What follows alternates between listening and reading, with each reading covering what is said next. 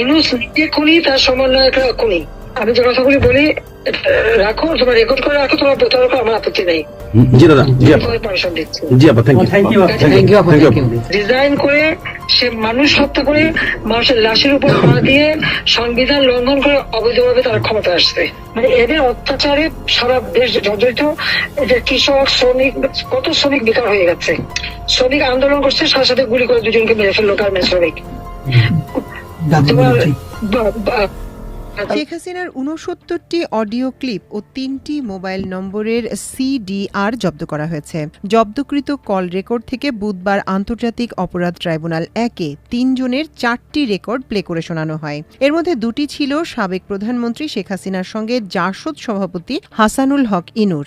এতে শেখ হাসিনা বলেন, আকাশ থেকে নামবে তখন ২ পাশ দিয়ে ধরবে, আর হেলিকপ্টার দিয়ে সোজা বোম্বিং করা হবে। র্যাবের হেলিকপ্টার দিয়ে ওপর থেকে মারবে। শেখ হাসিনা সহ ৩ জনের বিরুদ্ধে জুলাই আগস্টে ছাত্র জনতার গণ অভ্যুত্থানে সংঘটিত মানবতাবিরোধী অপরাধের মামলায় ৫৩ নম্বর সাক্ষী হিসেবে আজ জবানবন্দি দেন আন্তর্জাতিক অপরাধ ট্রাইব্যুনালের প্রসিকিউটর ও বিশেষ তদন্ত কর্মকর্তা তানভীর হাসান।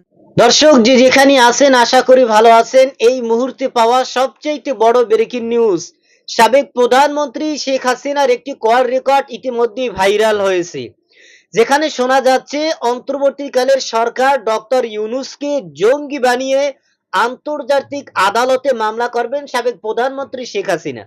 দর্শক, এটা কিন্তু আওয়ামী লীগের জন্য অত্যন্ত সুখবর, এবং এই সুখবরের জন্যই কিন্তু তারা এতদিন ওয়েট করেছেন। দর্শক, পুরো ভিডিওটা শুনলেই আপনি বুঝতে পারবেন আওয়ামী লীগের কত ভয়ঙ্কর পরিকল্পনা ছিল, এবং ইতিমধ্যেই কিন্তু সাবেক প্রধানমন্ত্রী শেখ হাসিনা দেশে ফিরে আসছেন এবং তার আর কোনো বাধা থাকবে না। দর্শক, ভিডিওটা অত্যন্ত গুরুত্বপূর্ণ, তাই ধৈর্য ধরে একটি লাইক এবং পুরো ভিডিওটি দেখতে থাকুন। আর সাবেক প্রধানমন্ত্রী শেখ হাসিনা দেশে ফেরার ব্যাপারে আপনার যদি কোনো মতামত থাকে সেটা অবশ্যই আমাদের কমেন্ট সেকশনে জানাবেন। চলুন পুরো ভিডিওটা দেখে আসি। ইউনূস নিজে খুনি, তার সমন্বয়করা খুনি। আমি যে কথাগুলি বলি রাখো, তোমার রেকর্ড করে রাখো, তোমার প্রতারক, আমার আপত্তি নেই। জি দাদা, জি আপা, পারমিশন দিচ্ছি। জি আপা, থ্যাংক ইউ।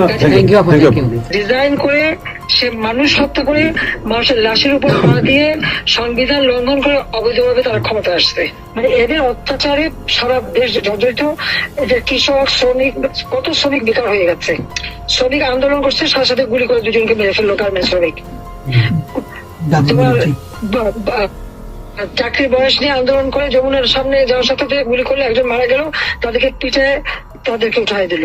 ওই ৭ই জুলাই থেকে এই ছাত্ররা যখন আন্দোলন করে ১৪ জুলাই পর্যন্ত অগ্নিসংযোগ এগুলি না হওয়া পর্যন্ত কারো গায়ে একটা টোকাও পড়েনি। ইচ্ছা মতো সব আসছে বসছে, আমরা তো কিচ্ছু করতে দেয়নি। পুলিশের কাছে কোনো মেটাল বুলেট ছিল না, পুলিশের কাছে কোনো মেটাল বুলেট ছিল না। নির্দেশ দিয়েছে কোনো গুলি করবে না। পুলিশ ব্যারিকেড ইচ্ছা মতো আন্দোলন করছে। আমরা তো শুরু থেকে তো অনেক কিছু করা যেত, আমরা তো করিনি কিছু। কারণ আমি বলছিলাম যেটা তো কোটা তো ছিলই না। ১১ জুলাই থেকে তো কোটা স্থগিত হয়ে গেছে, কোটা তো আমি বাতিল করে দিয়েছি, আর কোটা আমরা নিয়ে গেছি।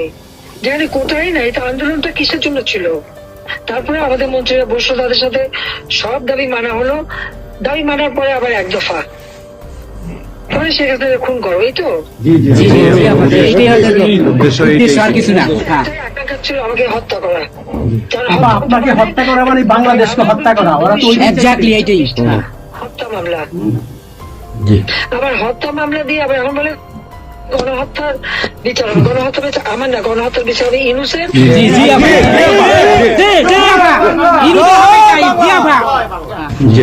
এই সমস্ত খুনের দায় দায়িত্ব ইউনূসকেই নিতে হবে, আর তার সমন্বয়করা। সে যে হত্যার সঙ্গে জড়িত প্রমাণ পাওয়াই যায়।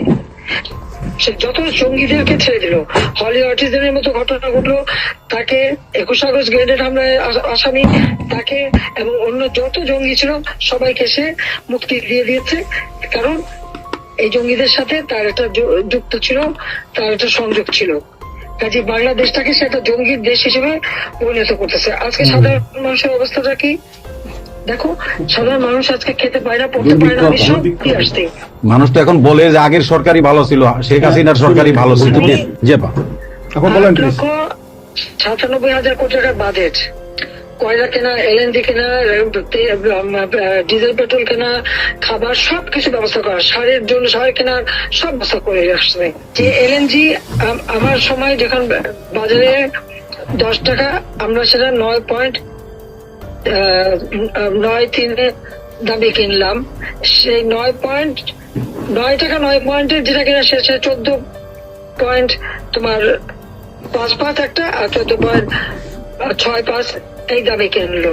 ডাবল দামে সে কিনতে গেল কিসের জন্য? এখন তো বাজারের দাম আরো কমছে। জি, শেয়ার মার্কেটে টাকা উধাও, ব্যাংকে টাকা নাই, ব্যাংকের টাকা উধাও, গেল কোথায়? আমেরিকা। 20 লক্ষ মেট্রিক টন খাদ্য আমি রেখে আসছি। 1 কোটি পরিবারের জন্য টিসিবির কার্ড দিছি, মাত্র 30 টাকা কেজিতে তারা চাল কিনতে পারবে এবং ডাল, তেল, গম কিনতে পারবে। সেই ব্যবস্থা করে আসতে হবে সস্তায়। 43 লক্ষ মানুষকে বাদ দিছে সেখান থেকে। কেন দিল? আওয়ামী লীগের সরকার করছে। এদেরকে বাদ দিতে আওয়ামী লীগের। তার মানে তুমি আরেকটা চেষ্টা করো, 43 লক্ষ আওয়ামী লীগ পেলো, তখন তো 1 কোটি ছিল, বাকি তো অন্য দলের। আওয়ামী লীগ তো দল দেখে নাই, আওয়ামী লীগ দেখছে যারাই আবেদন করছে তাদেরই দিয়েছে, সে যে দলমত নির্বিশেষে সবার জন্য। আওয়ামী লীগ মানুষের জন্য করে। এটা আওয়ামী লীগ সরকার করছে, এর জন্য আপা। আজকে ছাত্রদেরকে সে তারা বিভ্রান্ত করছে। এখন সাধারণ ছাত্রছাত্রীরা যারা এই বিভ্রান্ত এই খুনিদের সাথে যুক্ত, আমি তাদেরকে বলবো, তাদেরকে আবেদন করেছিলাম, বুঝতে পারছেন না যে কি হচ্ছে, আপনাদের বাচ্চাদের আসতে দিন। তারা দিচ্ছে বাচ্চাদের আসতে। অনেকে তো আপনাদের হারালো, তখন যদি আমার কথাটা শুনতো তো হারাতে হতো না। আজকে তারা নিশ্চয় উপলব্ধি করতে পারছে। সেটা আমি বলবো যে এখন যারা এই সাধারণ ছাত্রছাত্রী নাবিজের সঙ্গে যুক্ত হয়েছিল তাদের প্রতি আমাদের কোনো ক্ষোভ নেই, কিচ্ছু নেই, বরং তারা লেখাপড়া করতে আমরা সেটা চাই। কিন্তু আমার কথাটা হচ্ছে, আমাদের ছাত্রলীগ করাটা কি অপরাধ? আওয়ামী লীগের সন্তান হচ্ছে তার জন্য কি অপরাধ? তাদের পরীক্ষা দিতে দেবে না, ভাইবা দিতে দেবে না, ইউনিভার্সিটিতে যেতে দেবে না, স্কুলে যেতে দেবে না, কলেজে যেতে দেবে না। What is this? আর এই ছেলে পেলেদেরকে কিভাবে বেয়াদব বানিয়েছে? স্কুলের প্রিন্সিপাল, টিচার তাদেরকে তার জুতার মালা পরায়, গাছের সাথে বাঁধে, তাদেরকে দিয়ে রিজাইন করায়। তো লাঠি সোটা নিয়ে জীবন, আমি জানি পৃথিবীতে কোনো দেশে এই ঘটনা ঘটছে কিনা, চিফ জাস্টিস তার বাড়ি হামলা, চিফ জাস্টিসের হামলা। যাদের আত্মসম্মান বোধ আছে তারা থাকে না, উনি সাথে সাথে রিজাইন করে দিছে। কতজন মানে জজ তাদেরকে দেশবাসী ঢুকতে দেবে না, তাদের রিজাইন করার জন্য চাপ দিছে। রিজাইন করার থেকে তাদেরকে কোন কোর্ট দিতে না, তাদেরকে বাতিল করে দিয়েছে। ইলেকশন কমিশনকে বাতিল, আমাদের মানবাধিকার কমিশনকে বাতিল, আমাদের পাবলিক সার্ভিস কমিশন বাতিল।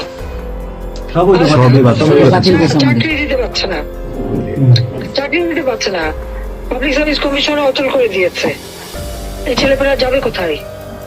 আজকে তারা কাজ করার সুযোগ নেই। একের পর এক ইন্ডাস্ট্রি বন্ধ, আগুন দিয়ে পুড়িয়ে দিয়েছে ইন্ডাস্ট্রি, অথবা বন্ধ করে দিচ্ছে। ব্যবসায়ীরা টাকা আনতে পারেন না, যারা খাবার আমদানি করতে। দর্শক, আওয়ামী লীগের ভয়ঙ্কর পরিকল্পনা কিন্তু ইতিমধ্যেই ফাঁস হয়েছে। তারা ডক্টর ইউনূসকে যে কোনো সময় ফাঁসিয়ে এরপরে দেশের মধ্যে অশান্তকর পরিবেশ সৃষ্টি করে তারা কিন্তু যে কোনো সময় ক্ষমতায় আসতে পারেন এবং বসতে পারেন। এই হিসাবে প্রধানমন্ত্রী শেখ হাসিনার নেতাকর্মীদেরকে কিন্তু তিনি তার পরামর্শ দিয়ে এরপরে পরিকল্পনা ভাবেই কিন্তু দেশে একটার পর একটা অশান্তকর পরিবেশ সৃষ্টি হইতেছে। দর্শক, পুরো ভিডিওটা দেখার জন্য ধন্যবাদ। আজ এ পর্যন্তই। সুস্থ থাকবেন, ভালো থাকবেন। দেখা হবে আগামী কোনো ভিডিওতে, কথা হবে নতুন কোনো বিষয় নিয়ে।